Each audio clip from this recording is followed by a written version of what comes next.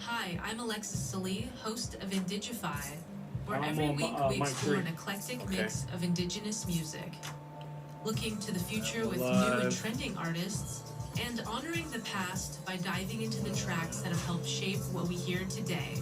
Hey everyone. So join me for Keep 1 Million Show, the latest in modern KRDP 90.7 FM. Indigify, Tuesday nights at 8 on Radio Phoenix. NFL Draft. Broadcasting from the Phoenix Center for the Arts, you're tuned to KRDP Jazz and Indie, where the Need y'all to like, share, comment. Connect.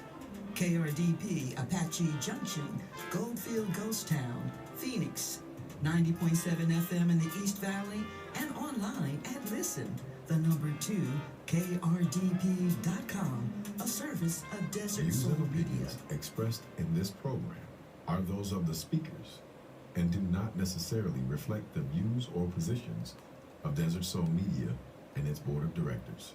Thank you for listening.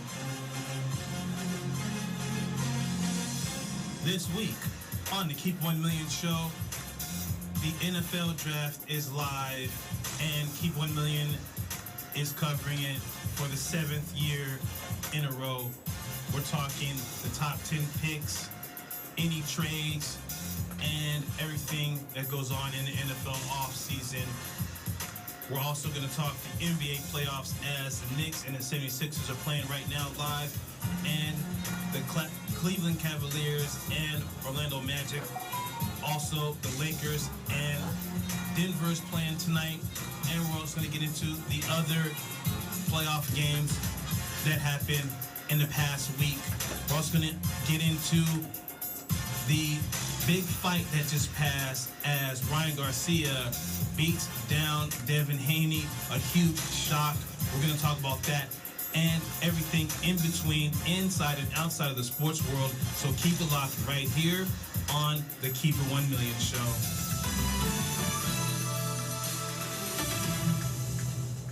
This is DW News, and these are our top stories. The top court in the U.S. state of New York has overturned a 2020 verdict that found movie mogul Harvey Weinstein guilty of rape.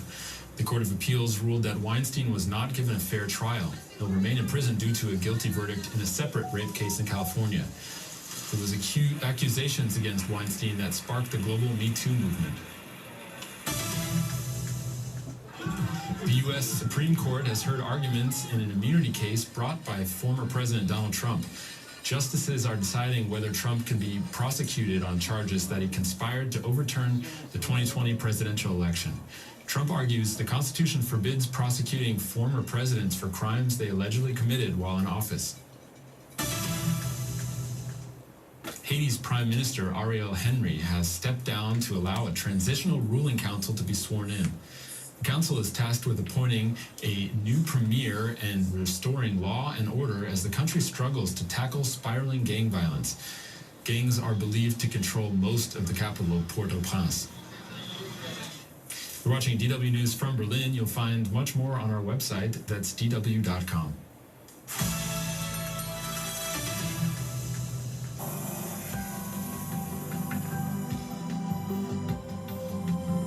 His name. This announcement on KRDP is brought to you by the Public Information Committee of Alcoholics Anonymous, providing support for people who want to stop drinking.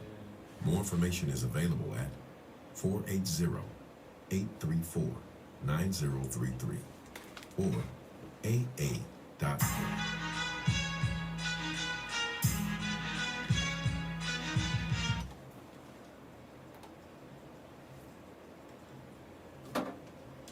And we're here, the Keep It 1 Million Show. I'm Dwayne. Sean P. And before we start, KRDP is currently in our pledge drive. This is the time of year when we ask our listeners to help financially support the station and its programming. A large portion of the station's annual budget comes from generous donations made by listeners like you. So please consider making a tax-deductible donation to KRDP right now. You can do it a few different ways. You can log on to listen, the number 2, krdp.com/donate. You can also text Black Radio all one word, to 53555. Or if you're old school, you can mail a check. Make it out to KRDP 90.7 FM and mail it to KRDP P.O. Box 63963, Phoenix, Arizona 85082. Thank you in advance for supporting community radio. Yo, do people even still use checks today? I don't think so. But if you do, if you have a check, you can donate. What did he say back in the day? Don't worry if I write rhymes, I'll write checks. Exactly. And it is April 25th, 2024. NFL Draft is live. Some big names have went in the first round, including the number 1 overall pick to the Bears. Yes. Caleb Williams out of USC. We all know he was going to be the number 1 pick. Transferred to UFC with coach from Oklahoma and has done amazingly at USC. Now he's going to be a Chicago Bear with that revamped offense and everything. The number 2 pick, Jaden Daniels out of LSU, transferred from ASU to LSU. The Heisman Trophy winner, had over 4,500 yards, broke a whole bunch of records at LSU. Number 3, Drake May from North Carolina goes to New England. He's been a top prospect for the past 2 seasons. He could have left last season, and it may have been better for him to leave last season because he kind of dropped off this season without, a top wide receiver, without his top offensive lineman who actually left that last season. But he goes to Gerard Mayo's New England Patriots, which is weird to say that. He's not Bill Belichick's anymore. Yeah. Number 4, the Arizona Cardinals select Marvin Harrison Jr. out of Ohio State. Yes, sir. People saying he was the best player in this draft, the best wide receiver by far, records galore, one of the top wide receivers in college football. I think he won the Biletnikoff Trophy. Yeah, I believe so. Yeah. Number 5, Joe Alt, Notre Dame's offensive tackle, goes to the Chargers, which starts the coaching. Jim Harbaugh goes back to the NFL, and then that's his first pick is Joe Alt from Notre Dame. Malik Neighbors out of LSU, wide receiver, goes to the New York Giants at number 6. He is the number 2 wide receiver. Getting passes from Jaden Daniels. He has broken all of the LSU records as far as a wide receiver is concerned. Number 7 is J.C. Latham out of Alabama. Offensive tackle, goes to the Titans. And as a surprise, a huge surprise, Michael Penix Jr. from Washington goes to the Atlanta Falcons at number 8. People are projecting Penix Jr. because of his injuries going all the way to the 2nd round. And this is huge. Playing behind learning behind Kirk Cousins. Yeah. And he can actually sit at least a season or 2 behind Kirk Cousins. If there's any issues about his injuries or whatever, that can be alleviated, having him sit and learn and develop, which is actually an excellent move for the Falcons and for himself to learn. Number 9 pick, you get Rome Odunze, which is Michael Penix's teammate, wide receiver out of Washington, goes to the Bears. One of the top wide receivers in the game, I think the best, one of the best players out of the Pac-12. I mean, this is excellent for them getting,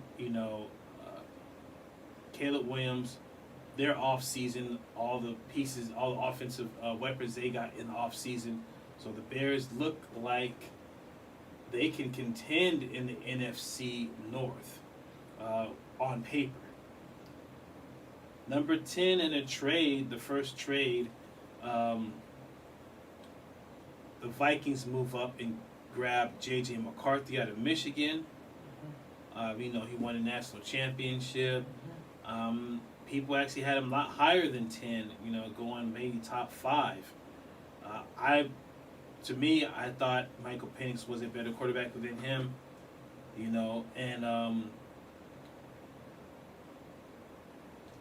I still don't know why he's at 10, but I get it from Minnesota standpoint, not having a quarterback, needing a quarterback,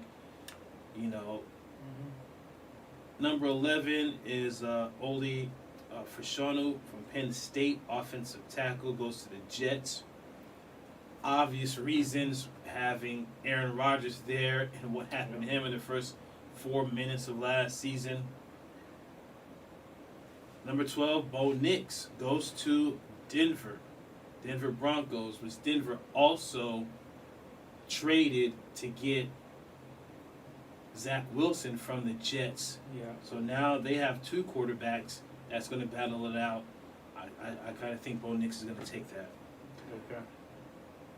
Brock Bowers from Georgia, tight end, goes to the Raiders. A lot of people were kind of questioning this pick, but Brock Bowers is one of the top players in college football.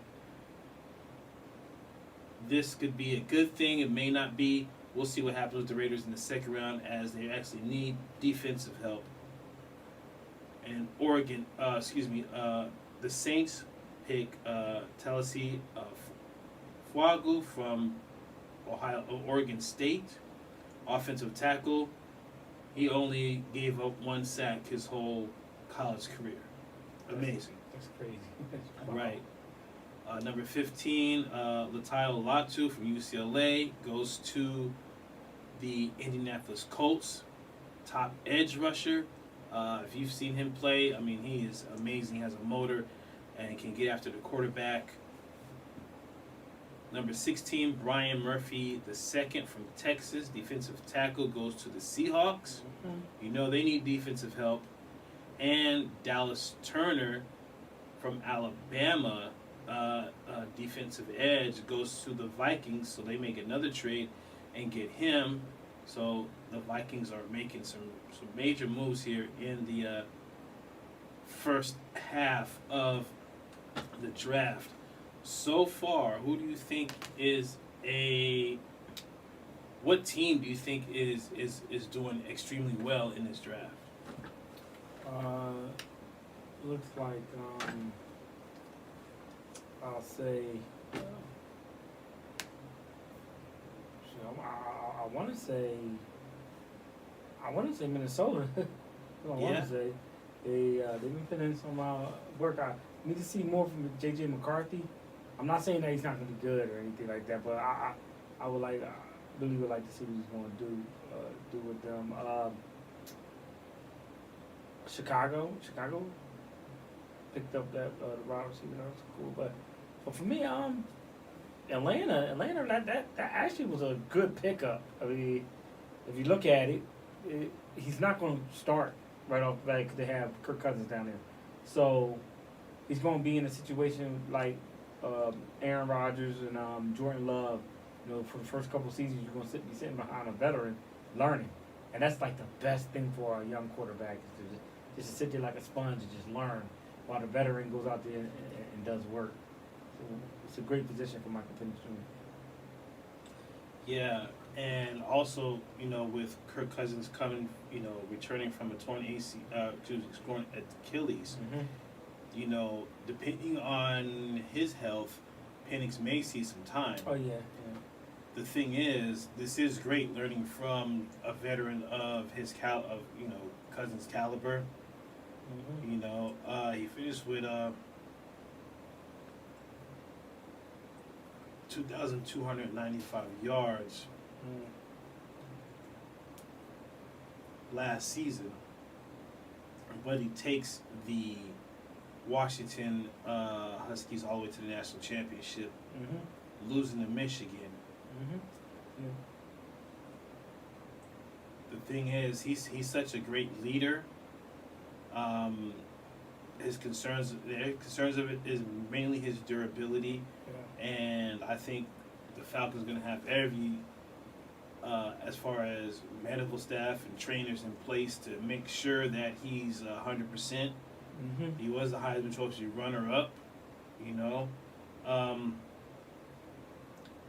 The thing is, you know, people think it's a reach for him to go this high, but you know what? I think this is one of the reasons why the Falcons did not go with getting Belichick. You get Morris, and I think they had a plan in place to, you know, you bring in Cousins, but already have a successor, right? Belichick would have blew everything up. Grab someone like J.J. McCarthy or Drake May, that is kind of unpolished and has issues, and he's trying to, you know, fix them and whatnot. And and actually just throw him in the fire, because that's what he did with Mac Jones, and we've seen how that turned out. So you go this route, you know, with this new regime in Atlanta, and it could work out with the offensive pieces they have right now. They're all young. You know, they're all still in their first contract. The weapons they have, I mean,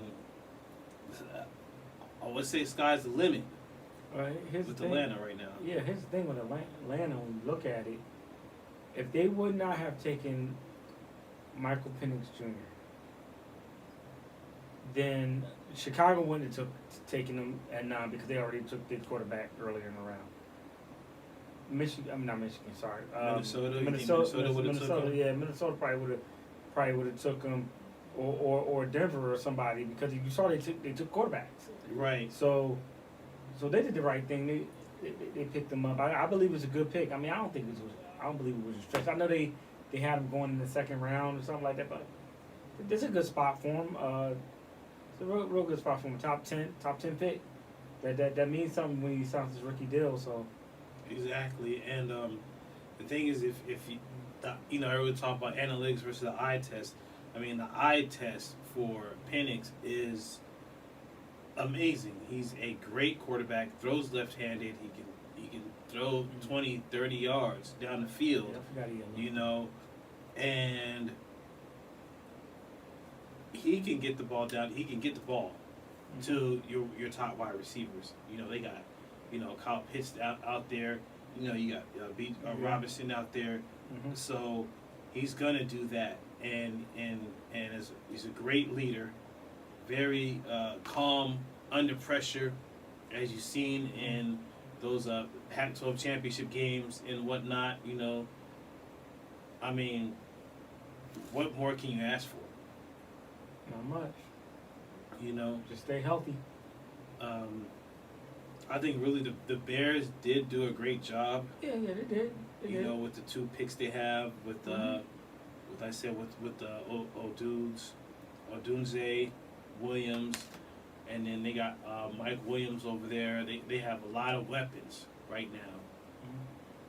And one other thing I've seen is the fact that the Bears are trying to get a new stadium over there by the lakefront. Oh, so dome stadium. They want. Oh, they're gonna abandon Soldier Field. Okay. They proposed a $5 billion stadium on the lake. Yes. With a dome. Yes. That's actually gonna be dope. Yes. Yeah, I believe that's Lake Michigan. So, right. Yeah. Yes. So if that happens, and let's say the next few years, I mean, I would say if that goes through, that'll be in the next 3 to 5 years. 5 years, yeah. With this team, and let's say they do good and start winning go some games. exactly, start Some winning playoff and get to a place where they can year in year out win the division and get into the playoffs. Going into that stadium with Caleb Williams and these weapons, oh yeah, that's gonna be a sellout crowd every season. We're gonna go to break. We're gonna come right back. We're gonna get into some more NFL draft and Reggie Bush surprising gets his Heisman back. We're gonna talk about that and more. Keep it locked right here, 90.7 FM. Let's keep 1 million show. Yes, sir.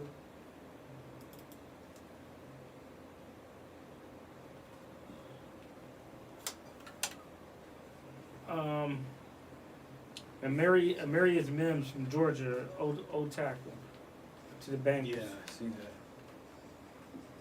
Turner.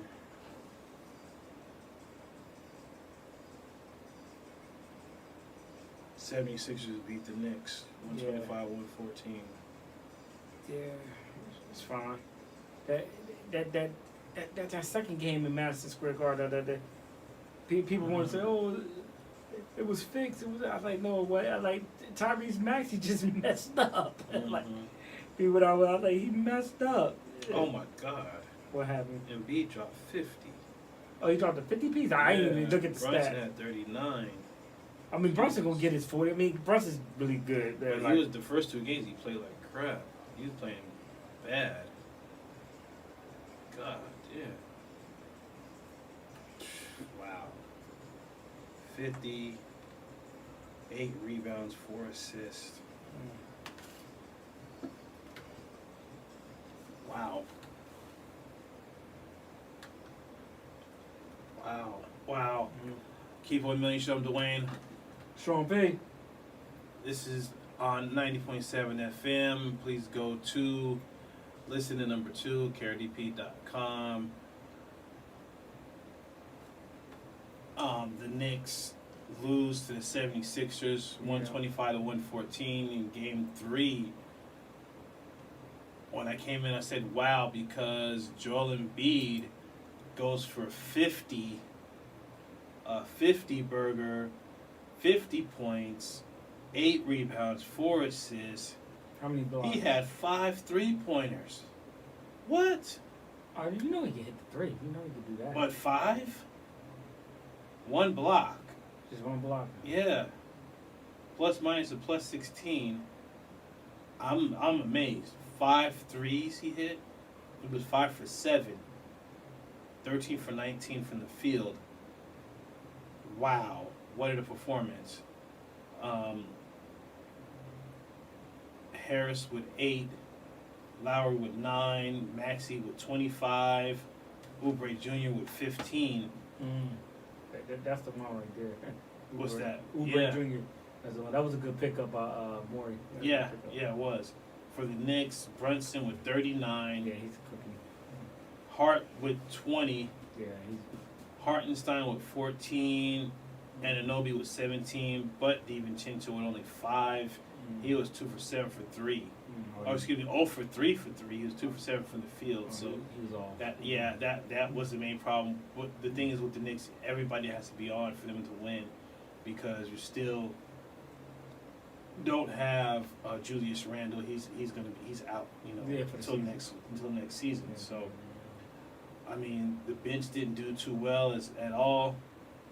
And for the 76ers, the bench actually campaigned with 11 points.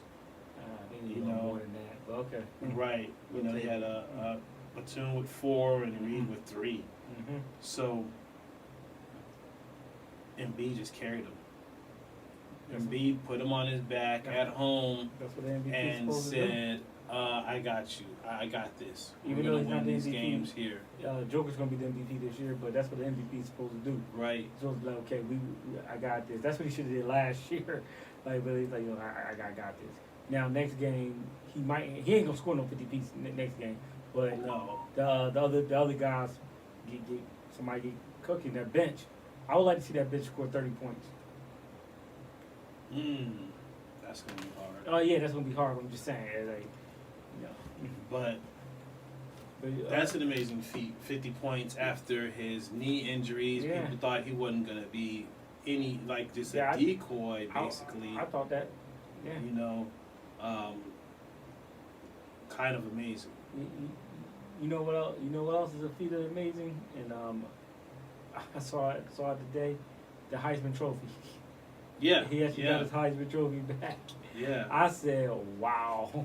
Reggie Bush. Reggie Bush. Yeah, I was like, but you know what? I knew that was coming because Johnny Manziel was on Club Shay Shay. He was talking about it because you know Johnny Manziel's part of the Heisman Trust because he won, and he said a lot of them on the Heisman Trust was working to get Reggie Bush's trophy back and get him back with the Heisman Trust because he said it's nonsense. He said I like the fact that Johnny came out and was talking about this. He was like, he said when he was at Texas, what was it, A&M? Was he at Texas? Yeah, A&M. Texas. Yeah, Texas A&M. He was getting money. They was giving us money. Yeah. He said, we didn't get caught in anything, but it's like they made it seem like Reggie was the poster child for this. He said they no. did do that. They did that, and they took the championship from them, the wins from them, and all of that, and made it a whole spectacle. Yeah. The reason why Pete Carroll went to the NFL and pretty never much went back. That's why he bolted. Yeah. I mean that was. But see, I have a question.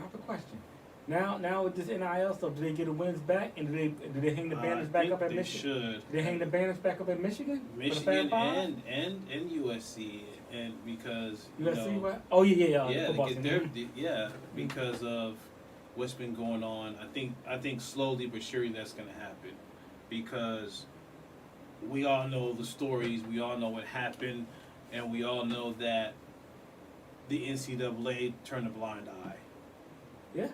The NCAA turned a blind eye. They knew what was going on until it got a little too much, and then they finally cracked down and used Reggie Bush as an example. Yeah, he had a decent NFL career, but he was one of the top college football players of all time.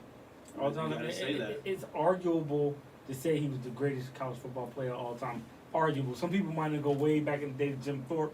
Well, I wasn't alive. Tim Tebow himself. Tim Tebow. Tim Brown out of Notre Dame. Yeah, Tim Brown.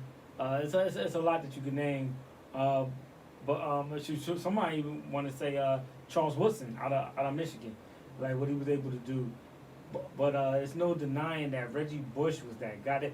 That USC team they had a squad. Mm-hmm. I mean, they had Lindell White before he benched out on donuts and so got all big. They had Lindell White. They had Matt Leinart. Matt Leinart was a great college football quarterback. Yeah. Heisman Trophy winner as well.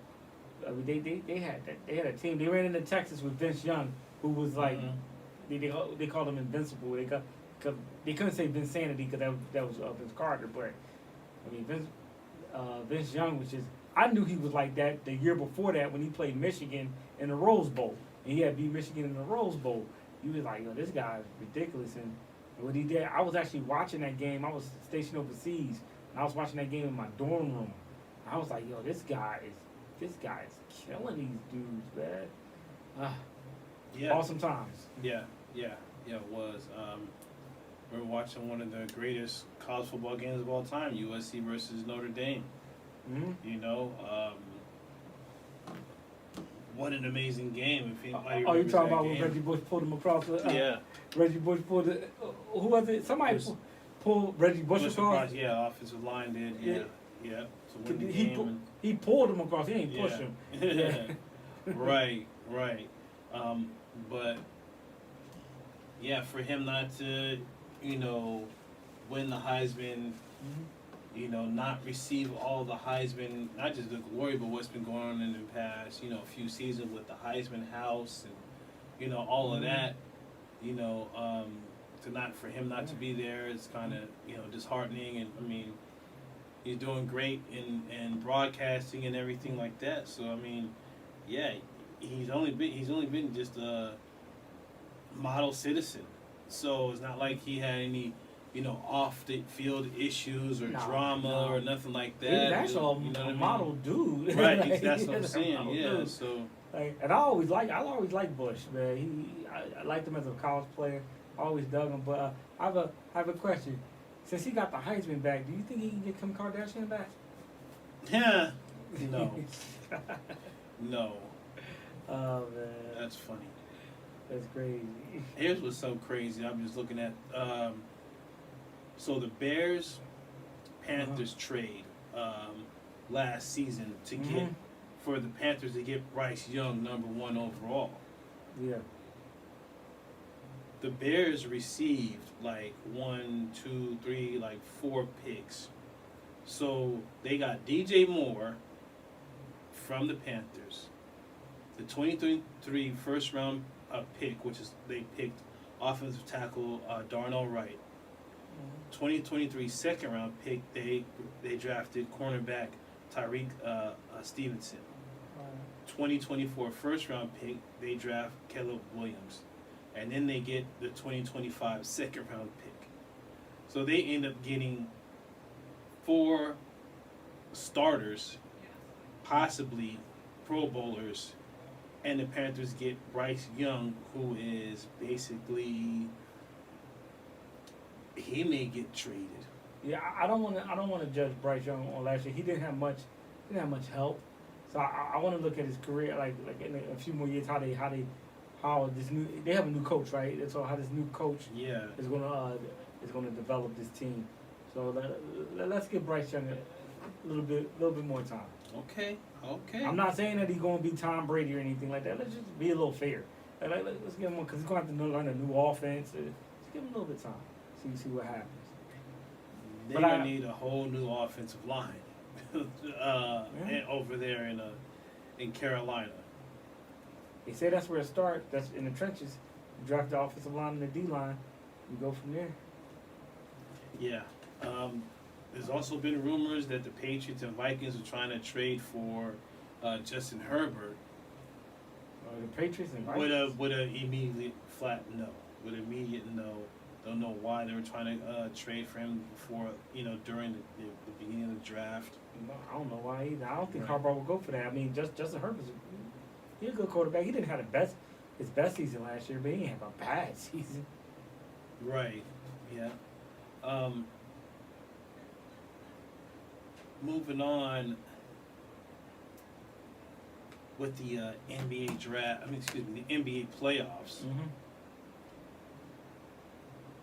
The Lakers right now are up on the Nuggets, 16-9. Oh, it's in the first quarter. The Magic, they beat down the Cavs 121-83.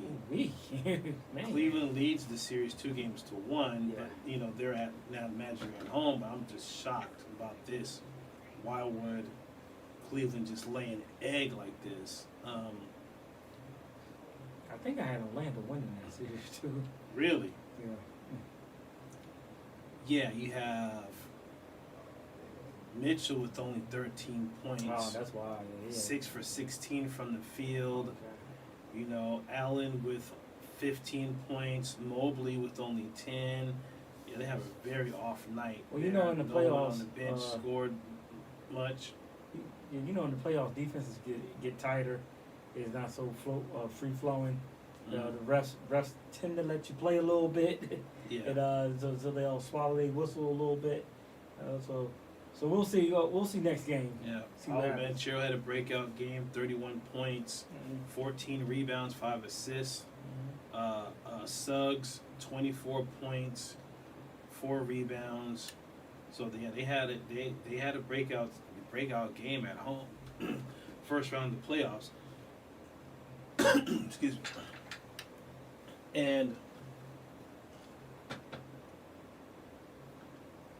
last games you had the Heat finally win, beating the Celtics 111-101. That series is tied.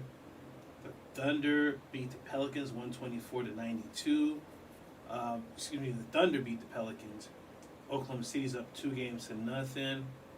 Timberwolves up 2-0 on the Suns 105-93. Pacers beat the Bucks 125-108. That series is tied. And Mavericks beating the Clippers 96-93. That series is also tied. Yeah. So Minnesota's up on the Suns 3-0. No, 2 games to nothing. 2 games to nothing. Okay. Yeah, I mean, what do you think about the Suns right now? I mean, it seems like there's no chemistry, there's no cohesion. I know Bradley Beal's been in and out of I think the lineup. I think they should think about trading back Bradley Beal. Think about trading him and figure out what they can do. Keep KD in bulk and see what they can get for Bradley Beal, which I believe they can get a lot. They can get something from him because he's still relatively young. He's never. I like Bradley Beal. He's had a lot of injuries. Yeah, a lot of injuries. But I like Bradley Beal, but it seems like the playoffs don't suit him. He's been playing with Washington so long. It's that big fish in a small pond syndrome. Yeah. And now he's, small fish in a big pond and on a team that's supposed to be right on the cusp of getting to the championship. And this game he only had 14 points, 4 rebounds, 6 assists, 2 for 4 for 3-pointers, 6 for 17 from the field. Yeah, that's not going to cut it. When you have only, you got Booker with 20, Kevin Durant with 18. This is game 2.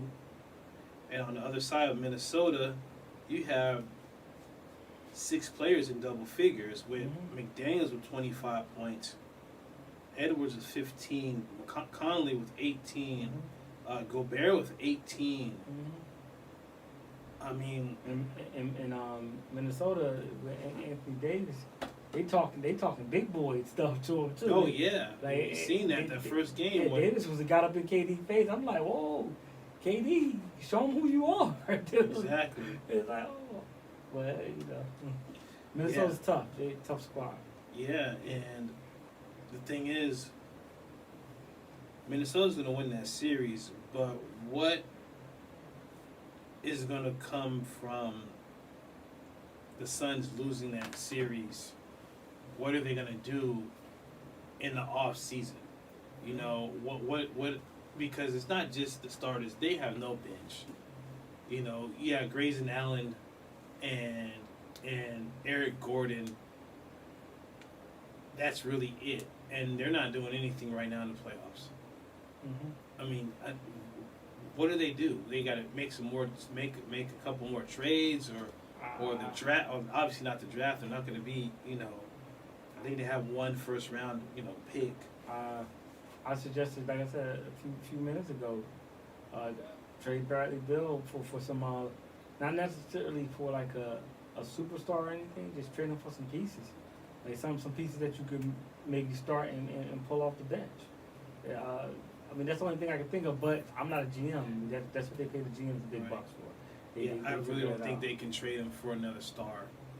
I think his stock then plummeted to the point where they possibly get maybe a first round pick for him, a second round pick down the road.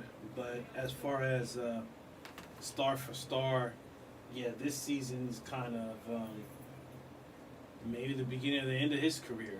The injuries have taken a toll on him. And from the looks of it, if they get swept, because, their next game is here in Phoenix, game 3. If they get swept, and this new ownership, I think it's not going to be, I don't know, they don't have a sense of urgency or something. I don't know what's going on, but they're going to have to figure it out because they were just in the finals just a few years ago. You're just in the finals a few years ago. You blow that team up. They did. The only one left is Booker from that team. Yeah. And now the owner's playing fantasy basketball and it's not working. At all. Right. At all. We're going to break. We'll come right back. We're going to talk about Ryan Garcia beating down Devin Haney. Ooh. His dad going bonkers. Bill Haney and Mayweather and Bill Haney getting into a shouting match online. Keep it locked right here. It's the Keep 1 Million Show.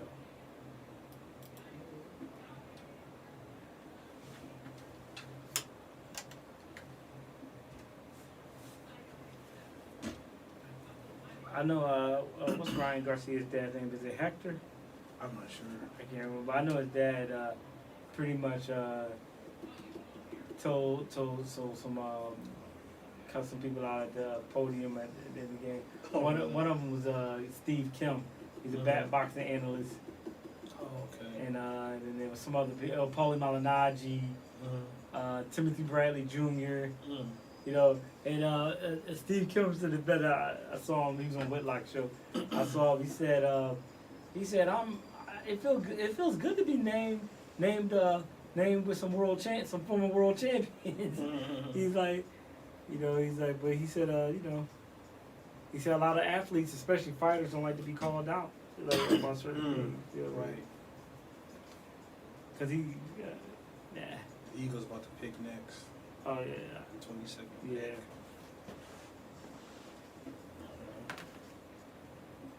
And there was some defensive players picked. Yeah, it was like 3 in a row. Last time I looked, it was like 3 in a row. Yeah, and offensive guard. Chot Robinson went to the Dolphins from Penn State. That's a good pick. He's good. And Jared Verse went to the Rams from Florida State. Yeah. Troy Fanton, offensive guard. Yeah. Chop Robinson. Yeah. His name is Chop. Right. I like that There's name. one guy named Kool-Aid. Was on here? Yeah, he's I think he's a cornerback. He already didn't get picked. He didn't get picked yet. I think there's nicknames they just put out on there. But Remember Chop Corley, boxer?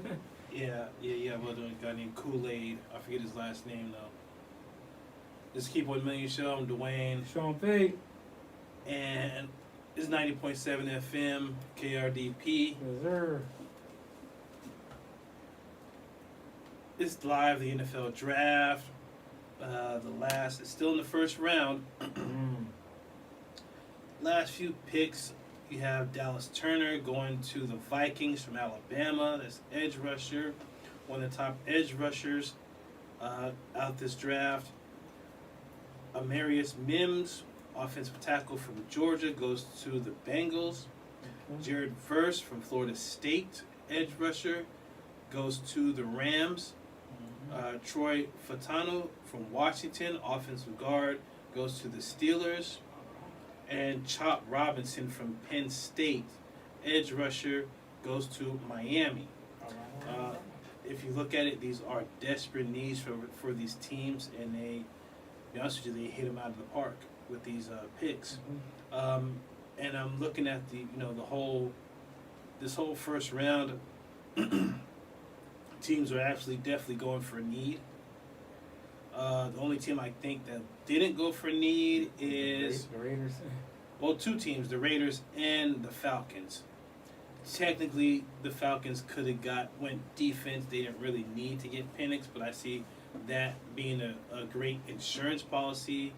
Having Kirk Cousins there, not knowing if he's gonna stay a season or 2 seasons or retire. Yeah, so coming off that Achilles. Right, exactly. Coming off an Achilles injury, that's a great insurance policy, but you do need some on the defensive end side of the ball for the Falcons.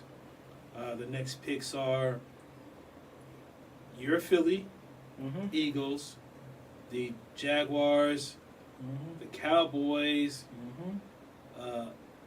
Green Bay, all the playoff teams, Tampa Bay, the Cardinals, they got that in the trade in the 27th pick. The Bills, the Lions, the Ravens, the Niners, and last, the Chiefs. So, this past weekend, the biggest boxing matches, Ryan Garcia versus Devin Haney. Yeah. Garcia was a massive underdog.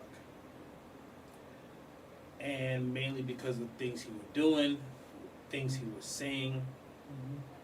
and people really thought, oh, Devin Haney's got to knock him out. Things he's saying he's got to knock him out.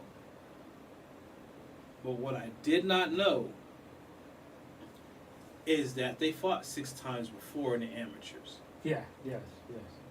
Devin Haney has been knocked down in the amateurs or fought in Tijuana, the San Diego area. And Ryan Garcia's team knows this because he trains in San Diego. Fights out, in Tijuana, his earlier years in, his career, his amateur career. They tied 3-3 in those amateur fights. But it seems like Devin Haney took it as he disrespected Garcia by, I think, not being urgent for the fight. You know what I mean? And then when the fight started and the fight goes on, he kind of played into Garcia's hand versus the other way around. He's not a puncher. You're not a slugger. You're a boxer, winning off points and things of that nature. And Garcia hit him with that left hook, and it was devastating. Yeah. Knocked down 3 times. 3 times. Here's the crazy thing.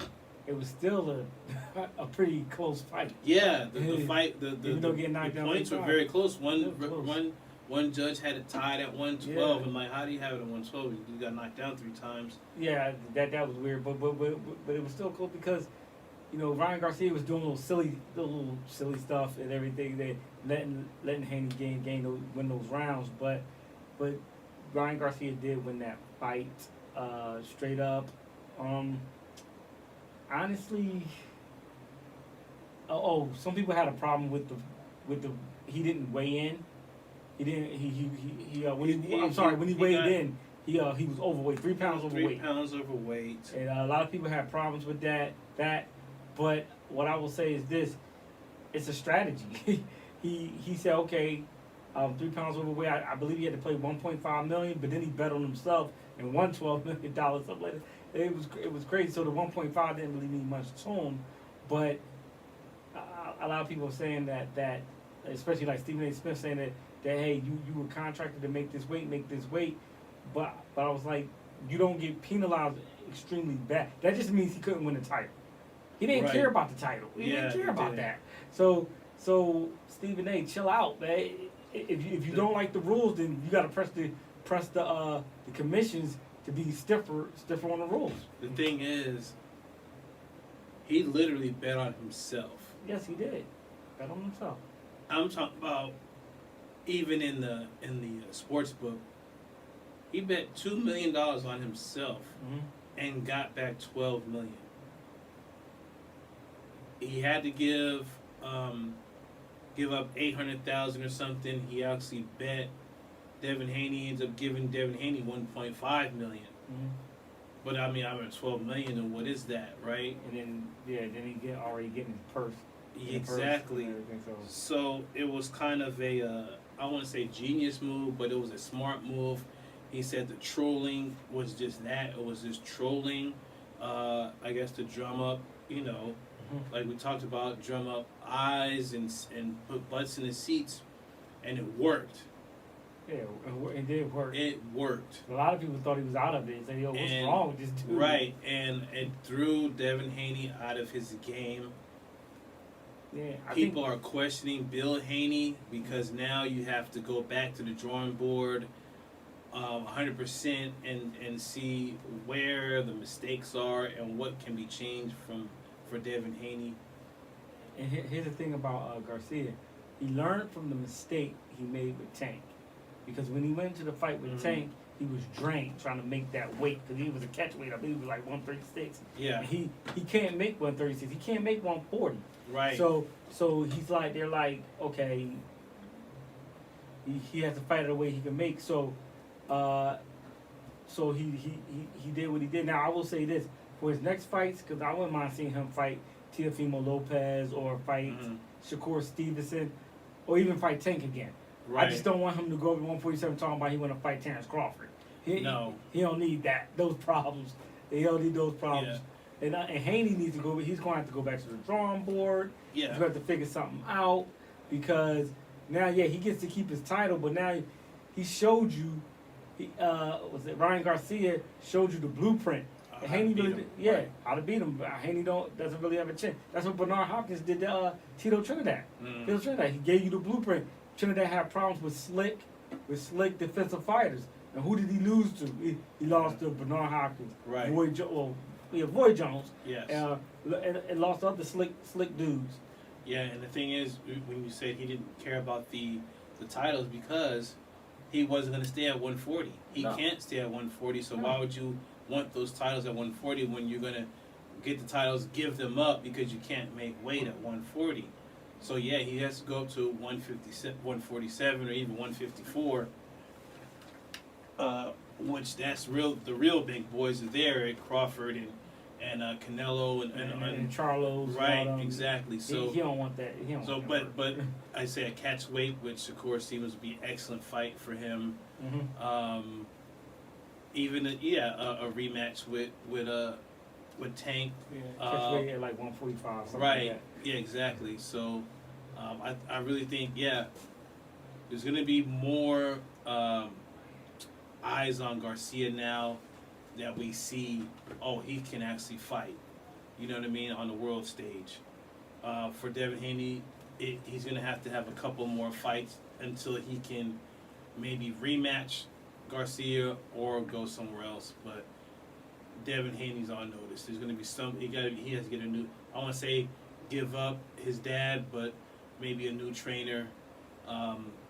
Something like that, because something's going on has to be fixed immediately.